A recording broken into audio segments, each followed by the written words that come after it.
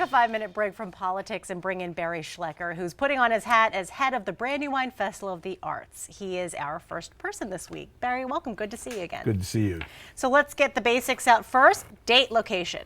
Location, Brandywine Park. I always tell people across from the Brandywine Zoo. Dates, September 10th and 11th. It's easier to remember. It's always the weekend after Labor Day. Okay. So there's a lot of people who come and display their works of art. Some of them have been displaying for over 20 years? 30, 40 years. Wow. The show's 55th year, started in 1961. We had 1 year empty, sort of down, but theoretically 55 years. Probably one of the oldest shows in the Mid-Atlantic states. Yeah, that organizer just didn't pay some bills. It kind of The last person, the promoter, Right. yes. And so you've brought it back. 2010, it's my 6th year.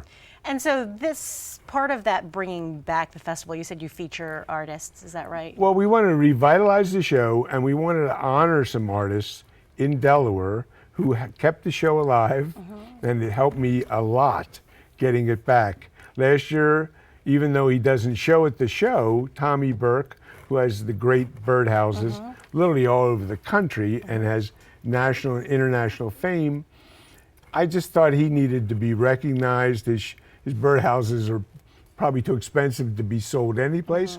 They're mostly custom made. But he was a supporter. He was a supporter and always called him. He always called me back. So we honored him the first year.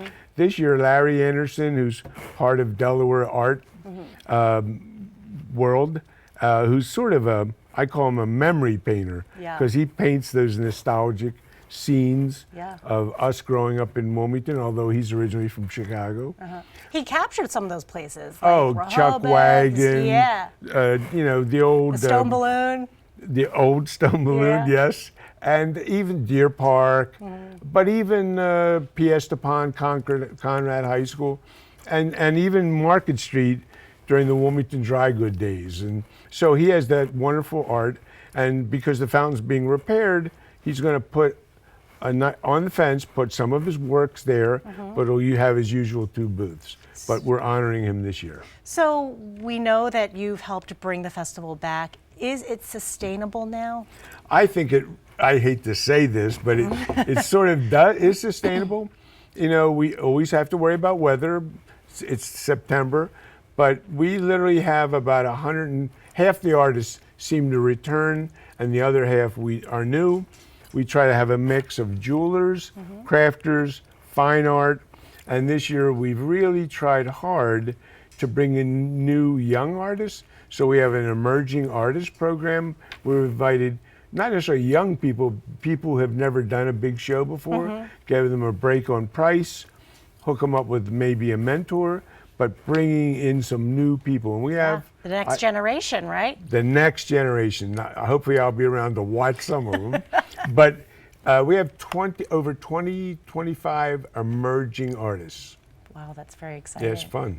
So we look around the arts and culture landscape in Delaware and, wonder what the future of the arts will be. You think this new generation is it?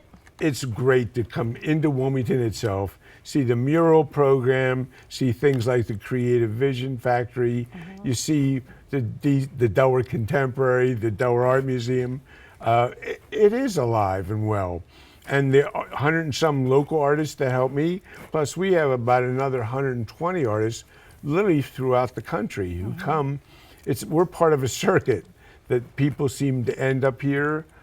People come in on Wednesday or Thursday, and we set up on Friday, and we open up Saturday, Sunday. I want to mention the zoo is also open that weekend. It's only $1, and they have one of their busiest weekends ever. A lot of moving parts. Okay, thank you so much, Barry. The Brandywine Festival of the Arts is taking place the weekend after Labor Day. That's September 10th and the 11th. Good luck. And you can learn more at brandywinearts.com.